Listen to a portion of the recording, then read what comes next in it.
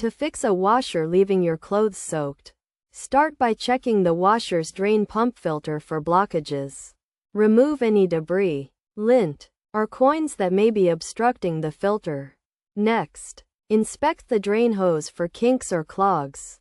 Make sure it is properly connected to the washer and the drain pipe. Check the washer's balance and leveling. If the washer is not level, it can cause poor spinning and leave clothes soaked. Adjust the legs of the washer to ensure it is level and stable. Also, check the washer's spin cycle speed. If the spin cycle speed is too low, it may not remove enough water from the clothes.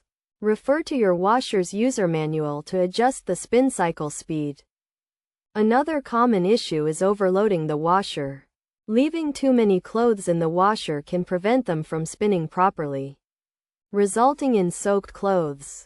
Try reducing the load size or running a cleaning cycle to clear any blockages. Additionally, check the washer's gasket and seals for signs of wear or damage.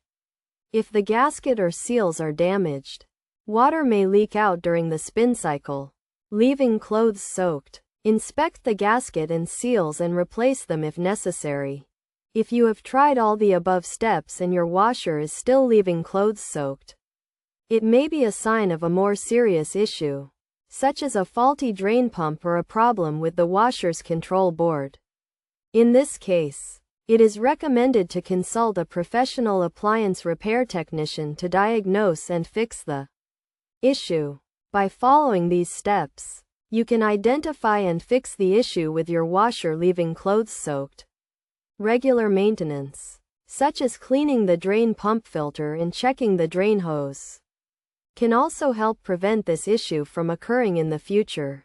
Remember to always refer to your washer's user manual for specific instructions and guidelines for your particular model.